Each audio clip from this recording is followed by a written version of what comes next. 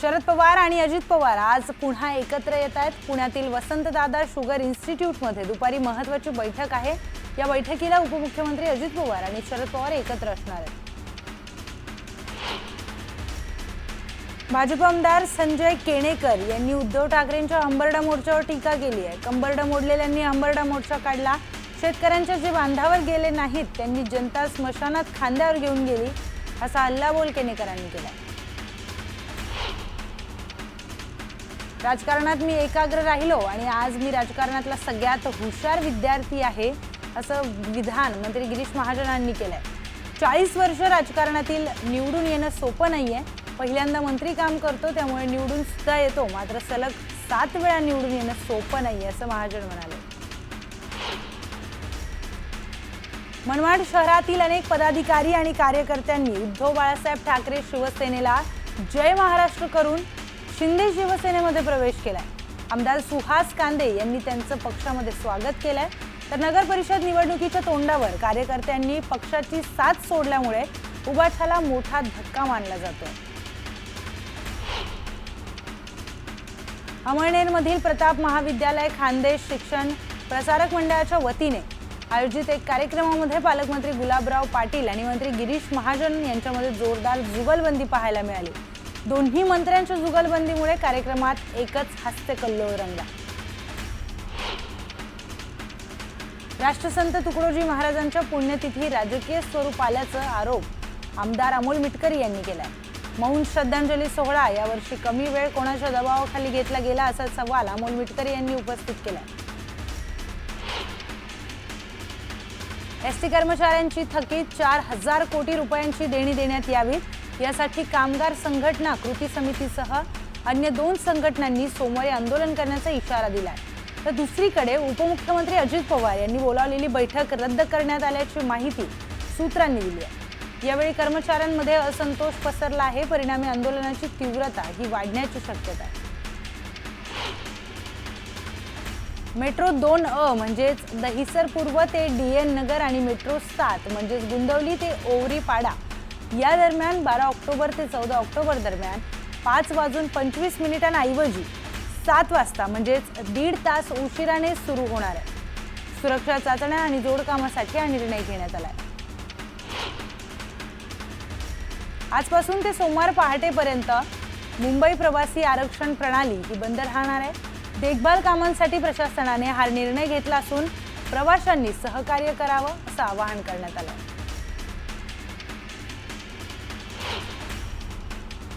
मुंबई महापालिका निवडणुकीसाठी प्रभाग आरक्षण कार्यप्रणालीबाबत अधिसूचना जारी करण्यात आली आहे। प्रभाग आरक्षण सोडत चक्रकार पद्धतीने काढण्यात येणार आहे। पुढील आठवड्याभरात प्रभाग आरक्षण सोडत कार्यक्रम जाहीर करून प्रभाग आरक्षण काढलं जाणार आहे। HDFC बँकेने दिवाळी आधीच ग्राहकांना मोठं गिफ्ट दिलंय। बँकेने MCLR मध्ये 15 बेसिस पॉइंट पर्यंत कपात करण्याची घोषणा केली आहे। त्यामुळे होम लोन, पर्सनल लोन किंवा बिझनेस लोन घेणाऱ्या कर्जदारांना मोठा दिलासा मिळणार आहे। नवीन दर देखील लागू झाल्यानंतर कर्जदारांचा EMI कमी होईल। कोकण म्हाडाने गेल्या 3 महिन्यांपूर्वी घोषणा केलेल्या गृहनिर्माण योजनेची सोडत काढण्यात आली आहे। 5354 भाग्यवंतांचे ठाणे, पालघर, कल्याण, डोंबिवली आणि नवी मुंबईतील घरांचं स्वप्न हे साकार झालंय। गेल्या 4 वर्षात सोन्याचे भाव हे 47,000 रुपयांवरून 1,23,000 रुपयांवर पोहोचले, तर चांदीचे भाव हे 63,000 रुपयांवरून 1,69,000 रुपयांवर पोहोचले। या 4 वर्षात सोन्यातील गुंतवणुकीतून 157 तर चांदीतील गुंतवणुकीतून 169% परतावा मिळालाय। वर्षनिहाय या परताव्याचे प्रमाण पाहिले तर दरवर्षाचा आलेख हा वाढतच चाललाय। सोने चांदीच्या भावात वाढ कायम असून शनिवारी चांदीच्या भावात 2,000 रुपयांची वाढ होऊन ती 1,69,000 रुपयांवर पोहोचली आहे। तसेच सोन्याच्या भावात 700 रुपयांची वाढ होऊन ते 1,23,000 रुपयांवर पोहोचले। गेल्या आठवड्यापासून चांदीच्या भावात मोठी दरवाढ आहे।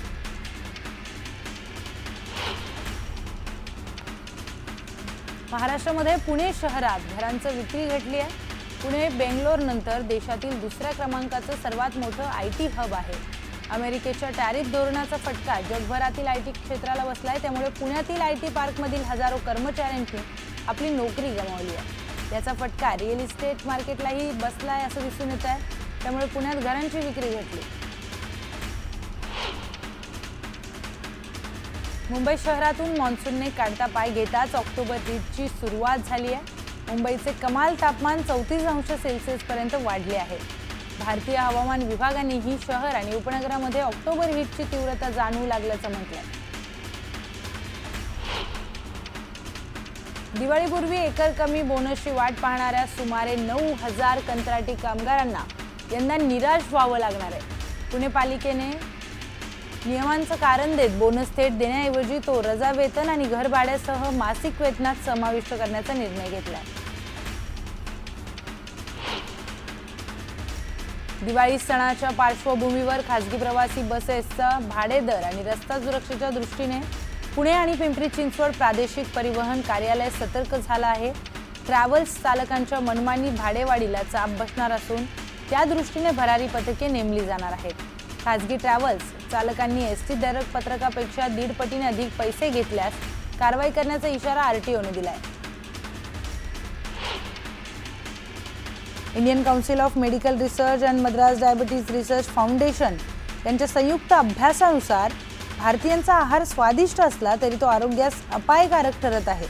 देशातील बहुतांश लोकांच्या ताटात कार्बोहायड्रेट्सचं प्रमाण 62% तर प्रोटीनचं प्रमाण फक्त 12% आहे। या असंतुलनपणामुळे लठ्ठपणा, डायबिटीज आणि इतर आजारांचा धोका वाढतोय। कोल्ड्रिफ्ट कप सिरप आता दिल्लीमध्ये देखील यावर बंदी घालण्यात आली आहे। दिल्ली सरकारने या संबंधीचा आदेश जारी केला असून या औषधाची विक्री आणि डिस्ट्रीब्युशनवर बंदी घालण्यात आली आहे। मध्य प्रदेश आणि राजस्थानमध्ये कप सिरपमुळे मुलांच्या मृत्यूच्या घटना समोर आल्या। केंद्र सरकारच्या कुटुंब कल्याण संचालनालयाने कप सिरपच्या वापरासंबंधी आणि औषधांच्या डोसमध्ये खबरदारी घेण्यासाठी एक मार्गदर्शक सूचना जारी केली आहे। यामध्ये सर्व रुग्णालयांना 2 वर्षाखालील मुलांना खोकला आणि सर्दीची औषधं देऊ नयेत असे निर्देश देण्यात आले। मध्य प्रदेशातल्या छिंदवाडा, बैतूल आणि पांढुर्णा येथील विषारी कप सिरप प्रकरणात 22 चिमुकल्यांचा मृत्यू झाल्यानंतर सरकार ॲक्शन मोडवर आलंय। मध्य प्रदेशचे ड्रग्ज कंट्रोलर दिनेश श्रीवास्तव यांनी बॅन कप सिरपची स्टॉक सीज करण्याची कारवाई सुरू असल्याचं सांगितलं। राज्यात कप सिरपचं उत्पादन करणाऱ्या 30 कंपन्यांच्या तपासणीसाठी केंद्र सरकारला पत्र पाठवण्यात आलंय। देशातील सर्वात गतिमान पोलीस दलांपैकी एक असलेल्या मुंबई पोलिसांसाठी महाराष्ट्र सरकारने आधुनिक पोलीस गृहनिर्माण टाउनशिप प्रकल्पाची घोषणा केली आहे। या उपक्रमामुळे पोलीस कर्मचाऱ्यांचे राहणीमान सुधारेलच, शिवाय त्यांचं मनोबल आणि कार्यक्षमताही वाढेल। येत्या काळात मुंबई पोलिसांच्या ऑपरेशनल स्ट्रक्चरसाठी हा प्रकल्प गेम चेंजर ठरू शकतो। एअर इंडियाच्या सर्व बोईंग 787 ड्रीम लायनर विमानांचं उड्डाण बंद करून त्यांना ग्राउंड करा अशी मागणी भारतीय पायलट महासंघाने नागरी विमान वाहतूक मंत्रालयाकडे केली आहे। या विमानांमध्ये वारंवार होणाऱ्या बिघाडांचं प्रमाण दिवसेंदिवस वाढत आहे। त्यामुळे बिघाडांची चौकशी करणं देखील अतिशय आवश्यक आहे असं भारतीय पायलट महासंघाने केंद्रीय मंत्र्यांना पाठवलेल्या पत्रामध्ये लिहिलंय।